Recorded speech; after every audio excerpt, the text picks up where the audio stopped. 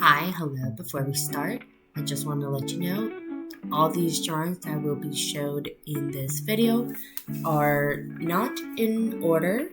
So some of the dates that you might notice in the video are out of order. As well, I will be going in chronological order from 2019 until 2026 due to limited time constraints. Thank you. We will be starting with 2019. These drawings that I'll be showing are related to the game Pokemon, and two of the other drawings are on emotion, starting off with my first drawing in 2019 of my two fake mons called Chokoro and Pokalu. Chokoro is the Melody Pokemon. It's a flying psychic type. My inspiration for Chokoro is a parrot. I used to have a parrot when I was little, and his name was Bobby.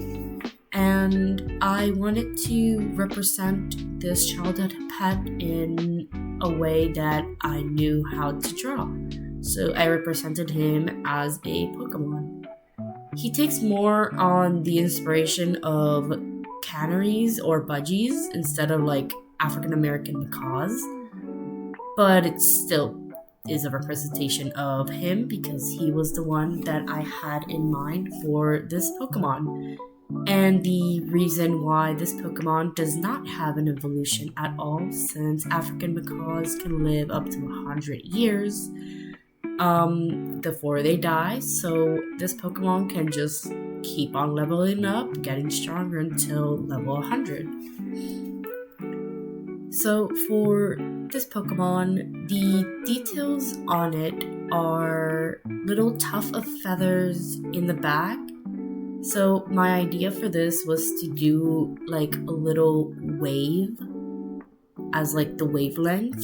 It didn't really come out as good as I wanted it to, but the tufts of hair look really fluffy, making it stand out, and the silhouette looks also very recognizable if you don't see it with color.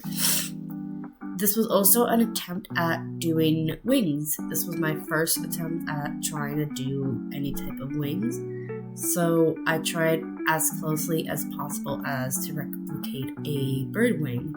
I did a good job at the closed wing, but when it came to the open wing, I didn't really understand that it went in degrees. So the first feather is longer and then it goes shorter and shorter. Later on, drawings that I've made digitally show how much I've improved from this first drawing in 2019 on wings and the ones I currently draw now. The fluff around its body, it more is shaped as a heart shape. Since music comes from the heart, I wanted to represent a heart somewhere around its body. So the way I did this was doing the little cloud effects inside of the body. It also looks like little clouds representing the flying type. For the tail, I wanted it a little bit shorter. So it was the same length as the tuft of hairs at the top. And for the eyes, I added little details of white sclera. So when it's looking, it's just black with the little white scleras in it. The next Pokemon is Pokalu. This one is the Cloud Pokemon. It's another flying, but this time is just a normal type. Pokalu took inspirations on mythical creatures, more on Capricorns, since my signature is Capricorns. It's a living cloud with wings on the side and two horns sticking out from the side and a tail with a little tiny cloud at the point. the actual Pokemon is the tail itself. The part that's inside is really more of a decoy for this Pokemon. It doesn't really use its wings as much, it just floats around. And the horns emit some frequencies that can control the weather around it. So depending on its emotions, the horns can control if it is sunny, if it is rainy or windy or cloudy, depending on how this Pokemon is feeling. This Pokemon does contain 2 evolutions. It only contains a pre-evolution and a final stage evolution. If you don't know Pokemon is a very well-known, very rich company that flourishes on creating Capturemons, where you go around places capturing different monsters and you use them to battle. So the way that the community has encapsulated this love for this franchise is by making fake mons, which are not real Pokemons, but they're Pokemons we wish Pokemon could include into their games one day, or at least acknowledge some of the things we want Pokemon to have. For me, I would love a normal flying type Pokemon, just like Pokoloo, maybe something that represents the Capricorn signature, or a decoy Pokemon, where one part is the actual body part, but the other one looks like the body part, but it's actually not the real Pokemon, and the real Pokemon is somewhere else on the body. The second evolution of Pokoloo is Caprain. Caprain is the mist Pokemon. It is more taking in the inspiration of the Capricorn, but going more into a cow aesthetic. So for this Pokemon, it still retains the horn, the fluff tuft of the cloud, and its tail also gains a little upside down cloud. The eyes once in that cloud are no longer there, since the Pokemon has evolved into a much bigger being. The actual Pokemon is the bigger body now. This Pokemon also loses the ability to fly. The wings are no longer there, and instead of flying, it slides around in mist as it glides. So it looks like it's gliding, but it's actually just walking, and the mist is making it as an illusion that it's floating.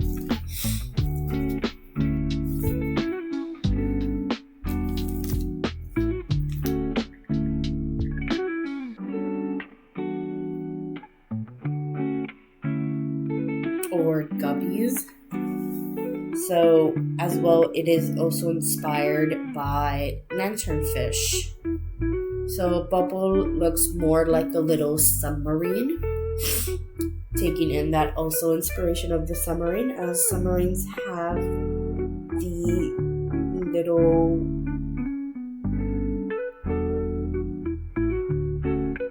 submarines are used to dive very deep underwater. This Pokemon can dive really deep under the water and not get squished by the pressure of the water. Once it gets deep enough, it evolves into Anik. Anik takes in the form of an octopus or a calamari. It still retains the lanternfish lantern on top of its head. This time it can go even deeper under the sea, looking for food or looking for other Pokemon of their own species to be around. They are a very sociable type of Pokemon. They like to be around others, and they like to hunt in group. Anik, once it forms a bond with a trainer, or in the wild in this case, with another group of its own, it can evolve into Shock. Shock takes inspiration on eels, mostly electrified eels. It still retains the lanternfish lantern, as this time it can go even deeper, hunting for food. Once Anik evolves into Shock, these Pokemon become solitary Pokemons until it is time to reproduce once more to go back onto Bubble, which these Pokemon will, once ready to be born, they will resurface again up until more lower pressure water away from the high pressure of the deep sea, where their babies will be born, and these baby Pokemon will continue their travel into the depths of the sea once more. The designs on Shock, Anik, and Bubble is really simple. The only thing they have are the 3 little fins at the back. So Anik has 3 little fins, which become 4 Bubble has 3 little fins at the back of its design, and Anik has 4 fins at the bottom of its design, representing the octopus's legs, while Shock only has 3 fins in the back of its tail, once representing again going back to Bubble. The next Pokemon is a 2-stage evolution, which is Joki and Elik. Joki and Elik are electric ghost Pokemon. Elik is more of a lightning bolt inspiration. It has 2 floating hands which are connected by electricity, and it holds onto a rubber mask where it is able to not electrify its own body. Since its body itself is made out of electricity, the conduct between its hand and its body are totally different. So what if it touches part of its body, it might shock itself. But if it touches the part of a body of another Pokemon, it will shock that Pokemon using its own electricity stored inside. Once Elik evolves at level 35, it will become Joki. Joki is inspired by lizards. There are no electrified lizard, but there are mythological lizards like the Hydra. So this has a little bit of Hydra-esque in it, but not as much. It's more inspired by real-life lizards. So for this Pokemon, what I did was I kept the same phantom limbs. So these limbs are not connected to the body. Instead, they are connected by very thin layers of phantom essence, and its body grows and reshapes itself into a more smoother rather than a jagged form. It grows little horns on top of its head to conduct electricity more efficiently. So this time, if it does touch its body, the electricity will not be able to shock it. As well, the rubber mask it had on has fused into its body. It no longer can take this mask off.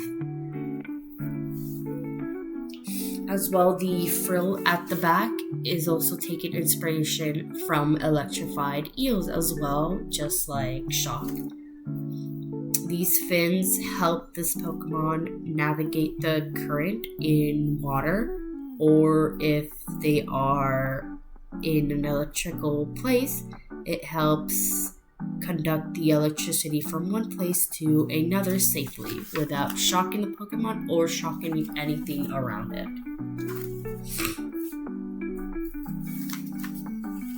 Moving on to my January 16, 2020 and my 2020 drawing of a character.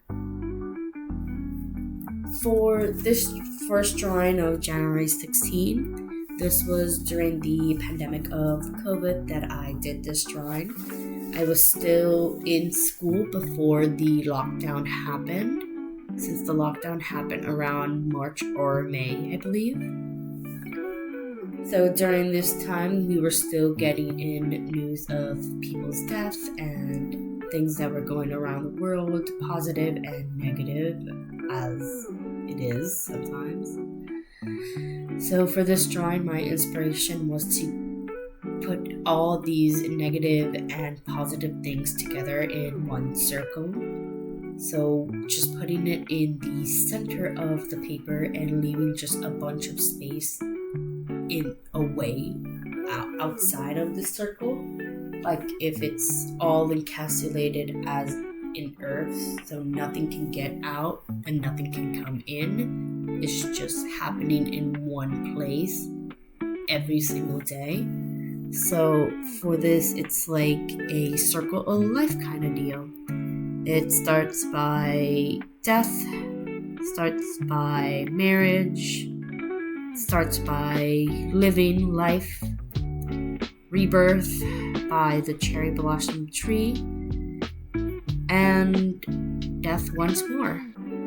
As well, I took inspiration from some news that were going around. So there's some news that are semi-real and others that I just made up. Most of them are just made up. Actually, scratch that. Sorry. Like, literally every single one of these little paper news are just made up. I'm sorry. So some of it says, like, news, blah, blah, blah. 7 kids died. 60-year-old man died while in surgery. So just sad things that may happen in real life. And then there's positive things like an I love you card in between all these negative things. So there's still some positivity in the negative. My next drawing is of an original character of mine called Shamebox. This character, I actually had it before 2020. She was made in 2015. My first design of her was just an actual girl with a box on her head and really long hair. For this design, I simplified it. I gave her a little bit of long fluffy hair rather than the long straight hair that I gave her before. And this time, instead of trying to do the hands, I took inspiration from Let Me Explain Studio, Rebecca Parham, and just drew the hands as little stubs with one little thumb poking out from the side, so all the hands are like as if they were a glove. So I added the box head, gave her new clothing, and added onto wolf ears and tail. For this design, so it could stand out, I added an X to one of the eyes. So it's the one that's the most highlighted in the drawing. It gives you the idea of like questioning what happened. Why does she have an X in her eye? What is the reason for the X in the eye? So this drawing is more of me practicing emotions and how I can show these emotions through my drawings. So I was just practicing some basic emotions like happy, sad, mad, surprised, angry, nonchalant, sleepy, and love. Just different type of emotions, how the ears will express themselves depending on the emotion. If it is angry, they might be more spiky, or if it's sad, they might be flattened down around the box. If it's love, they might be more of a rounded shape. If it's surprise, they might be more perked up and going different sides. And if it's neutral, they'll just be the same size, no difference.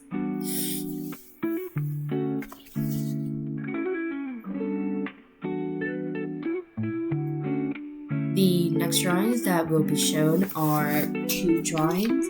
One is a comparison between different days and how much improvement can go into a drawing depending on the days. As well, I will be showing a final product digitally of the actual character that I finished years ago, years after the original drawing.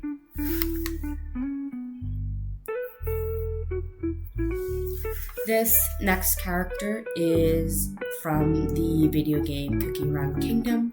It is a mobile RPG game where you play as cookies and you have to save the world from the grips of Dark Enchantress Cookie. This game came out in 2020, or I believe 2021, and since that day I've been hooked playing it. I made an original character for this game. I called her Swirly Cream Cookie. Swirly Cream Cookie actually has a little tiny backstory on the page. It is a little bit faded since it's been a while since I drew this character, and it has also been very smudged due to it being drawn on pencil. The backstory for this cookie is Swirly Cream Cookie appeared one day in the Creme Republic in one of their airship. None knows where they came from. They have been taken under the council's wings as an assistant and have been trained to protect the council when one leaves for a trip. This character is inspired by the little cream twisties cookies that I really like, mostly the chocolate flavored ones. So that's why they have the little twisters on the top of their head, and their hair looks like if it was a fountain of chocolate. This cookie, I believe I made her inspired by the Dark Cacao Kingdom, so they might be from there, and they ended up in the Creme Republic. Unknown how. Swirly Cream Cookie is Epic Cookie, which is a rank given in the game. So it ranks from common cookies, epic cookies, super epic cookies, rares, legendaries, ancients, and I believe there's also mythicals, I believe. Oh no, dragons. Apologies. There's dragons. So Swirly Cream Cookie is an epic cookie, and her moveset, which every cookie in the video game has, her moveset is Swirly Bomb.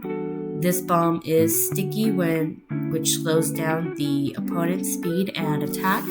So she is more of a range cookie. So her aiming is towards the enemies in the front to slow them down. From their attack and their speed, giving the opportunity for the cookies in the front to defeat those enemies quicker and get to the enemies who are in the back. I did a redesign of this cookie 3 to 4 days after the original design. This one is the first design.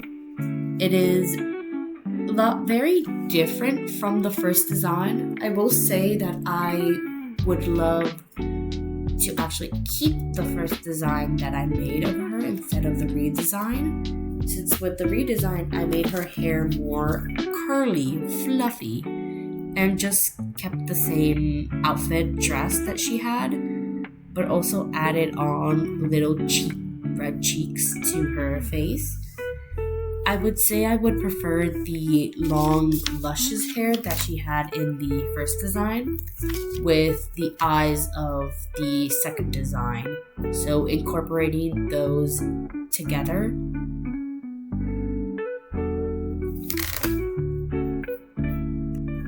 The next drawings are drawings that are mostly recent. These are made in 2024. These drawings will be represented of backstory drawings and more on design characteristics of the characters that I have drawn. So picking and choosing what I want to add into the characters or what I want to take out of these characters, as well as my ideas that I had for this character before I even started drawing the character. The first original character is from the show My Little Pony.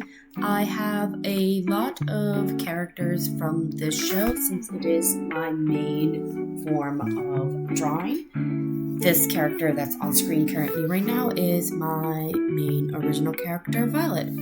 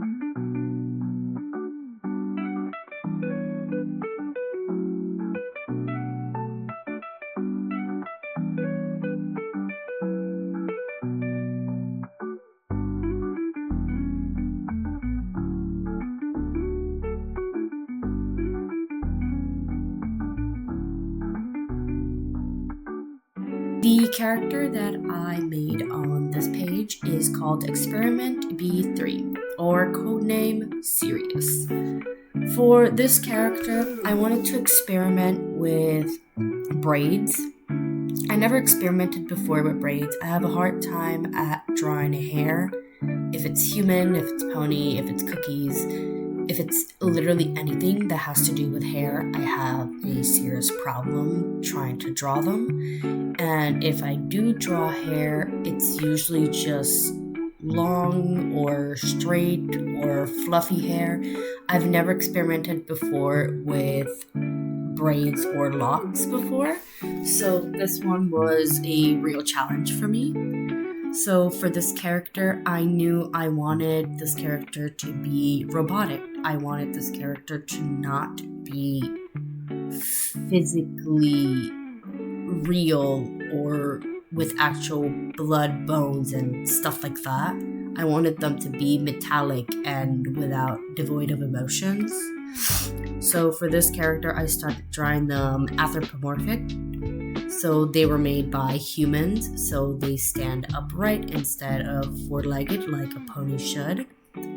Their eyes are always closed. They never open their eyes unless it is really necessary. And if they do open their eyes, they have on their left eye, they have two pupils, one which is used to see up close, the other one is to zoom into objects.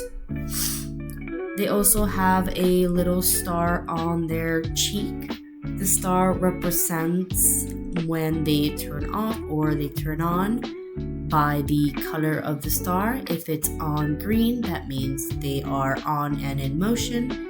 And if it's on red, that means they might be off or in a state of close. So it's like more like they're in the state of they're mentally not there and they're being controlled by the humans who made them.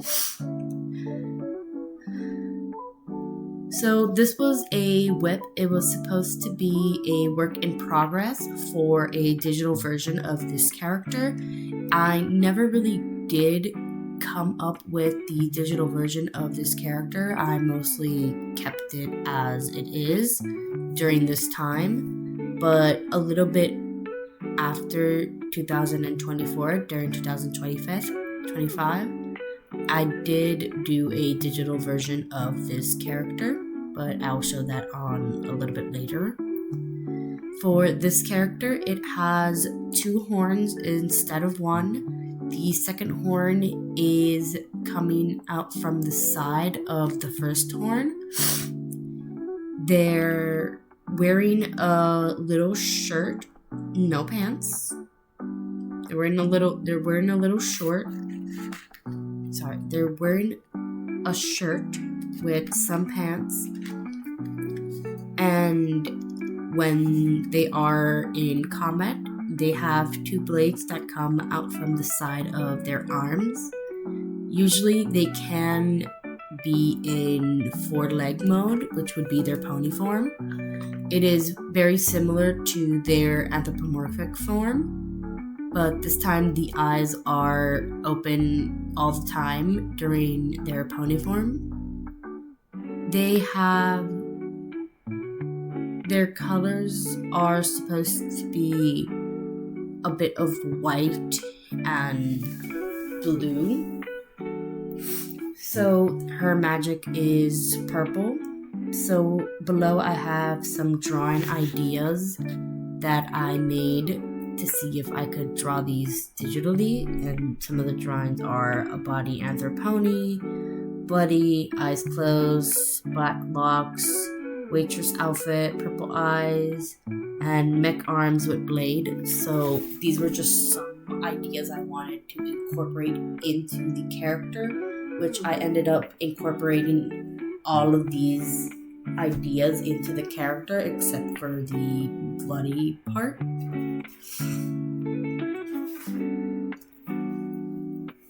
The next character is Barn. So the way that barn is spelled is different. It sounds like a farm barn, but it is spelled B-A-R-H-N-E. Barn is a crystal pony. He is a Pegasus. He is a crystal pony Pegasus hybrid. His mother was a crystal pony. His father was a Pegasus. For this character, I wanted to give it a more feminine silhouette. So at a first glance, you might think this is a female pony, but once you look a little bit closer, you can see this is actually a male. He keeps his hair long because once he battles, it helps him keep balance on the terrain. So if he cuts his hair, it offsets his combat. So I had some ideas for his character's design I wanted to do. I knew I wanted him to be a crystal pony. I knew I wanted him to have some night motifs, so I knew he needed some scars somewhere around his body. I also wanted him to be a Pegasus, so I knew he needed to be a little bit more robust instead of slim, and he needed to have shoe hooves, so that would be as his armor. The base colors for this character is purple. His eye colors are aquamarine. Hair color is pink. So the long strip is purple. His hair is a crystal aesthetic. There is a digital version of this drawing, just like for experiment B3. His boots are colored golden, and he does have a pet phoenix called Jill. His cutie-mark represents him as a royal guard of a town that he lives in. So for this, it's a magical sword that he uses to fight. The next character is Wells. For this character, it's the same premise as the spelling for barn. It is spelled E-W-E-L-S, but it is said Wells. Wells is a princess. She is a unicorn princess.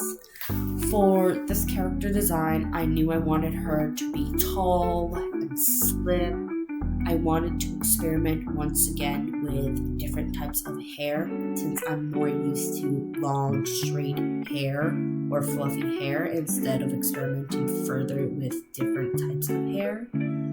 So for this type of hair, I wanted to start out with a straight part on the top, a little bun on the back, and a long, fluffy tail on the side.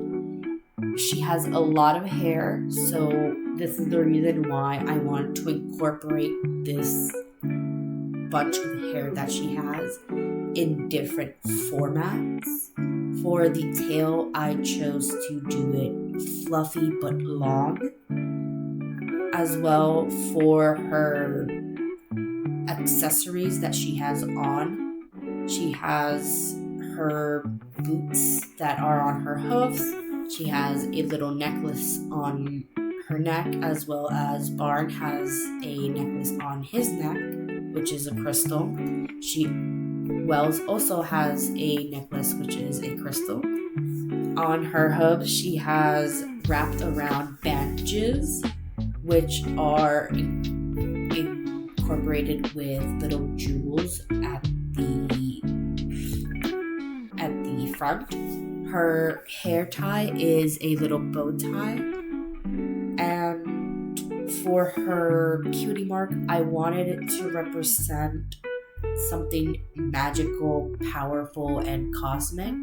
So for her cutie mark, it's a star wrapped around a galaxy with wings coming out representing the magic, the flow of her ethereal magic. For her base color, I chose the color of brown. Eye color is green. Hair color is like an aqua pink. So the aqua would be the base color, and the pink would be the highlights that she has. Her pet is a pet snake called Slither, and her boots are a silver color. Both Wells and Barn are childhood friends. They've both known each other since they were little. And they really do like each other, but they are not allowed to really be together, since Wells is a princess and Barn is just the royal guard of the princess. It is not allowed for them to be together. So that's a little conflict between them, a little hint backstory over there. It's really not that done. The next character is Serpent. Serpent, for them, I wanted to try something different, more edgy, more cool aesthetic for them. So for them, I chose to do a phoenix helmet to start off. So it has little details of the phoenix as its eyes, the feather, the gem, the nose. And then I added up her horn, which is curved up. 2 phoenix feathers are being used as a hair tie to tie their hair. And there's a bunch of phoenix eyes incorporated into their armor. So their armor is mainly colored like a grayish color, like a platinum color, with the eyes being more of a red-orange. So these eyes come from phoenixes that she has hunted before. That they have hunted before. I keep messing that up. That they have hunted before, since they are a beast hunter. Their base color is blue. Eye color is violet.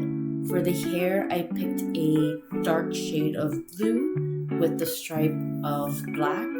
She has no cutie mark, since they are not an actual pony. They're more related into the Umbras, which in the My Little Pony franchise are creatures made out of shadow.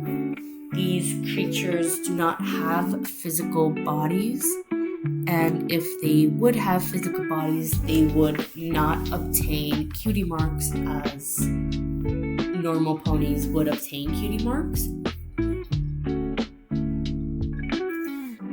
Serpent has no pets at all, since they are beast hunters, so they wouldn't have beasts as pets.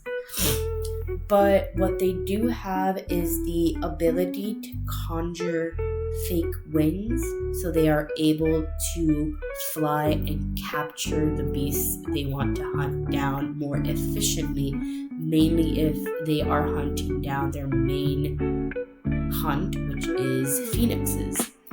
Serpent, Wells, and Barn share a story, all three together.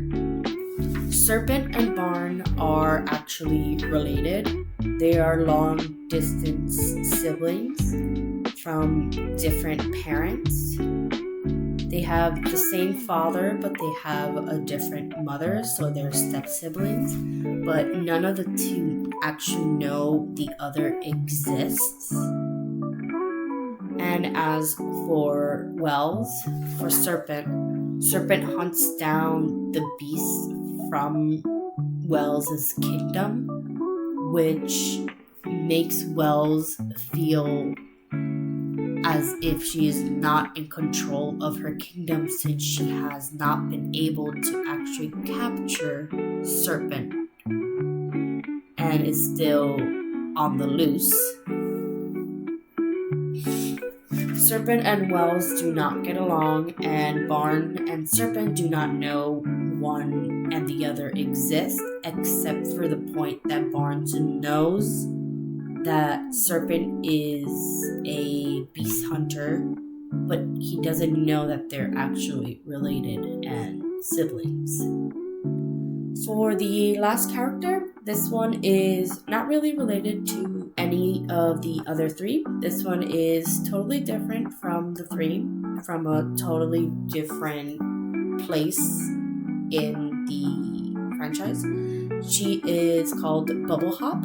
She is a mix of a Pegasus and a deer, so this goes into the idea of having mixed species. I already went into the idea of the mixed species with Barn, but a Pegasus and a Crystal Pony are still ponies. They are still biologically able to have these creations. Serpent is more of a different kind of biologically able to exist, since Umbras are able to take the form of regular ponies and still have offsprings with regular ponies, but those ponies would inherit the abilities of the Umbra. For Bubble Hop, it's a different case. You have two different species that should not be able to create an offspring, but in this point they did create an offspring, which is called Bubble Hop. Bubble Hop's issue is that she is not able to grow her horns properly, since when she was born, her horns were stubbed in growth, and her wings are a little bit weak to allow her to fly. So she mainly uses a hopping mechanic of flapping her wings, hopping on a cloud, flapping her wings, hopping on a cloud. So that is why she is called Bubble Hop, since when someone touches a cloud, it just dissipates as a bubble. But Pegasus inherently can walk on clouds, so that doesn't happen, but it's mostly the premise of what would happen if she would actually try to hop on a bubble and that is what her cutie mark represents. It represents two bubbles together and one little popped bubble on the side. Bubble Hop only has clothed hooves. Her wings are really fluffy. Her hair is shaped as clouds. I was also as well experimenting here with a different type of hairstyle, a more afro-ish hairstyle, more cloud-ish. Her ears are not really pony ears, they're more inclined to the deer ears. Her nose is also, her snout is also not shaped as a pony. It is more shaped as a deer with fluff tuff on the cheeks and on her chest. For her coat color, I chose the color purple. Her hair is sky blue. And she does have heterochromia, so she has one blue eye and one green eye. And she does live in Manhattan, which is a little play in the show of the city of Manhattan. So instead of Manhattan, which is Manhattan, this is Manhattan, which represents the manes, the hairs of the ponies.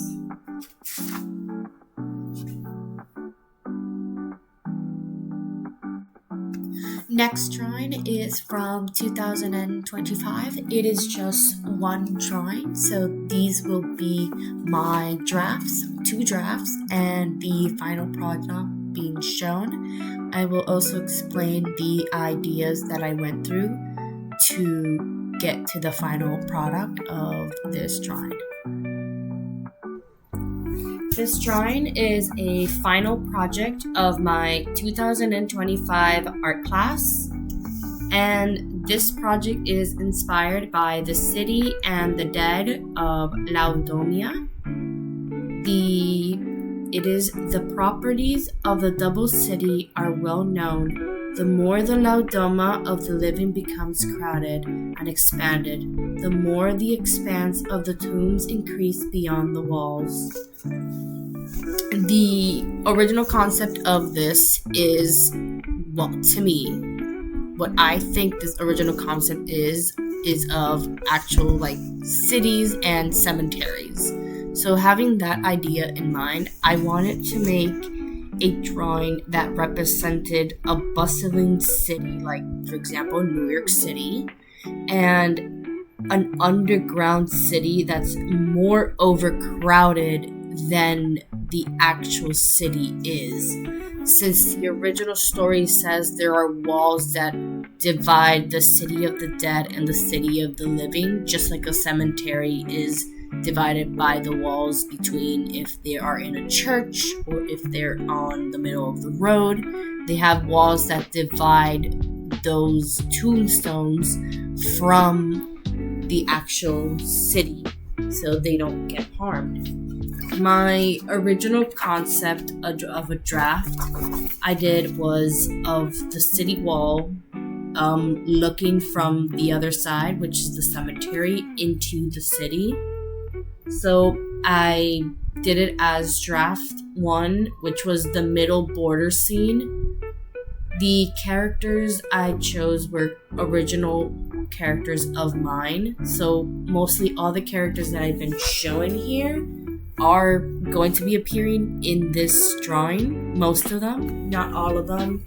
The rest are being showed in the little small slideshow video that's above.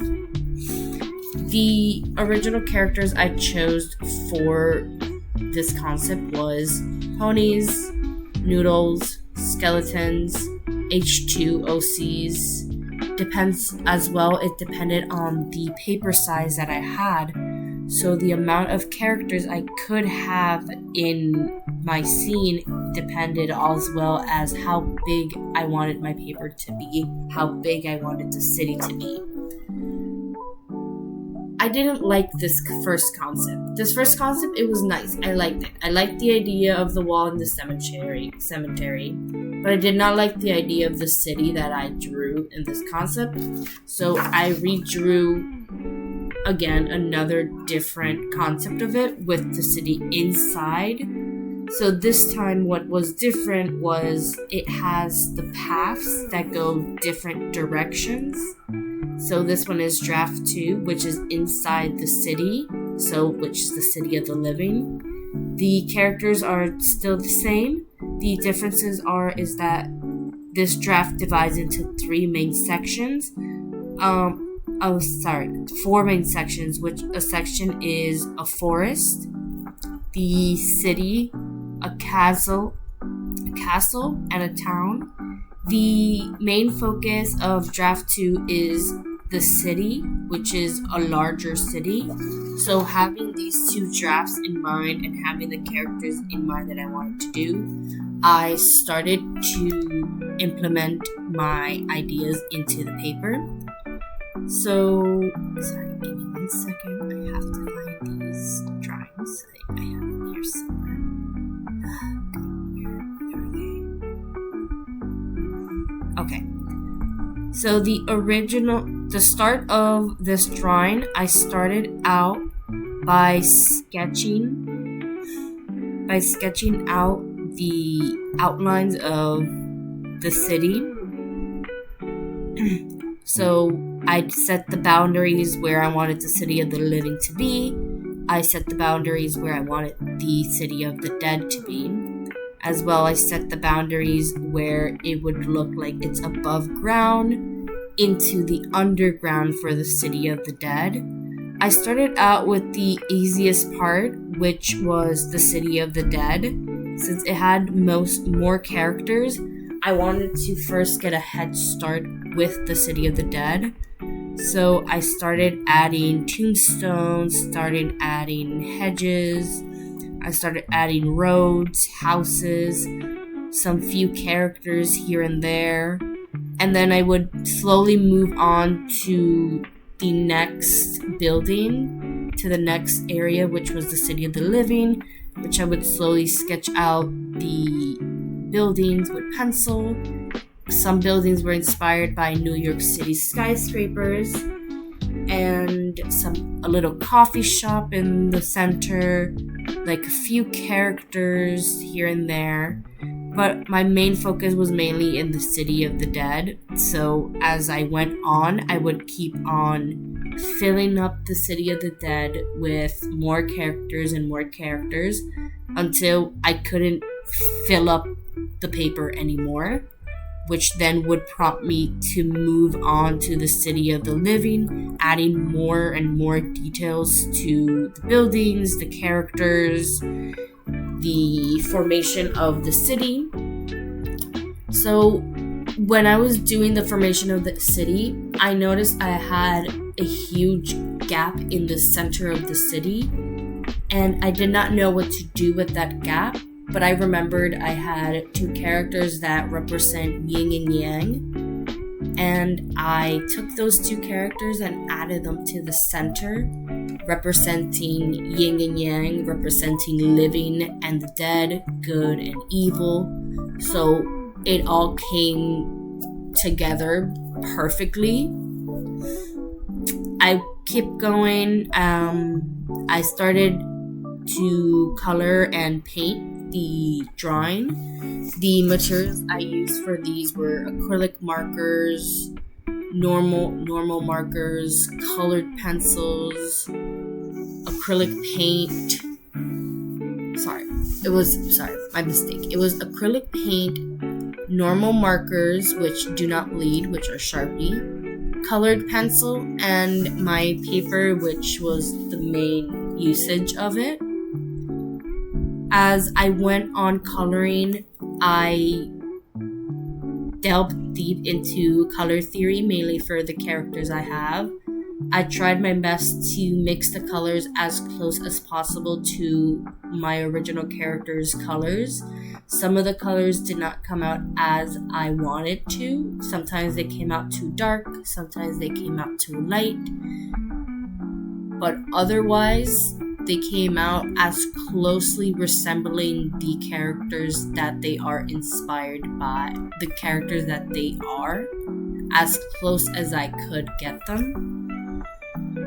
As I started doing this drawing, there were more and more details I wanted to add to this drawing.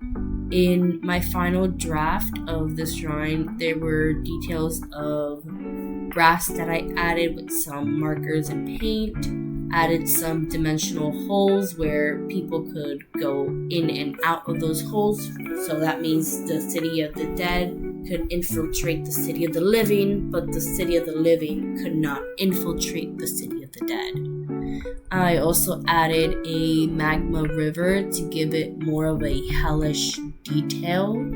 So this magma river has red, yellow, orange together, and as I let the paint dry, I would put more paint on top of it, so it would give it a very texture effect to the magma. As well, I kept the cemetery aspect to it, as well underground, where there's some houses in the distance that are houses, but if you look at them really closely, they could resemble Stonehenges. But I also added the details of the rock behind, the darker shade of the rocks from above, the bushes from the gravestones, the trees, which also have a very rough texture, the forest, which was in the original concept, which was said that it was not going to be shown, but I scrapped that and I wanted to add it to the drawing. I added some streets, added the Oculus, which is located in World Trade Center. I added the Twin Towers, which they're no longer with us, but as well they were located in World Trade Center. There were a lot of things that I added that were for the characters or that would be interactions with characters. There's some characters that are interacting that they would interact in reality, but there are other characters that they really wouldn't interact ever. They don't even know they exist, but they're interacting in this specific section. One of the characters that would never interact would be John Bendy and Shamebox. They're two different characters, two different fandoms. They would never interact with each other. They would never know each other exists. But in this drawing, they are interacting. They are talking. They are communicating with each other. As well, the interactions with characters that would interact in reality, like Spring Noodle and Pool Noodle. They would interact with one another. They are the same species. Well, there's the same species, alternative universe species, but they would interact with one another.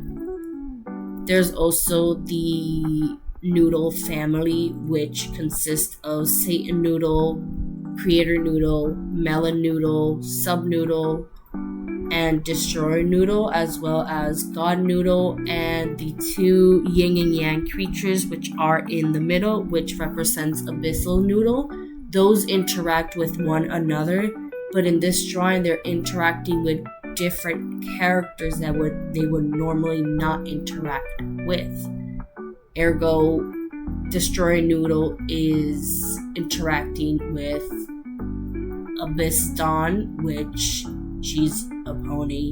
He's a noodle from they're different universes. They don't share connections, but in this specific drawing, they are sharing a connection, which they're interacting, they're engaging with one another. The main inspiration for this drawing was, of course, the city and the dead of Naudoma. That was our main inspiration. Our teacher wanted us to do a drawing inspired by the short reading of this. But other inspirations for me was my home, which is New York, the experiences I've gone through, the amount of characters I have collected. A lot of things went into this that not a lot of people would understand unless they know me as me. They know these characters, they've seen these characters, or they just know that I draw them and they recognize them from the drawings that I do. But other people outside of that area would not recognize it, but they would also recognize the amount of effort and work that went into the drawing, because they would see the details in the drawing, the amount of love and care that went into each color precisely to be matched with the character. As well, it's really good experience to explain the reason why you chose these characters to be here. There wasn't really a reason why I chose mainly to have my demon-esque characters in hell. I mean, it's hell, but there was really no reason. I could have just put them in the living city and it would just be the same. But I didn't. There was a reason I chose them to be there, mainly because they would interact better with the environment and their color would match more the environment than it would match the environment of the city of the living. So that's that drawing. And that would be the end of this video as well. There are going to be some end drawings that are made in 2026. And that would be all. Thank you very much for watching. Have a good night.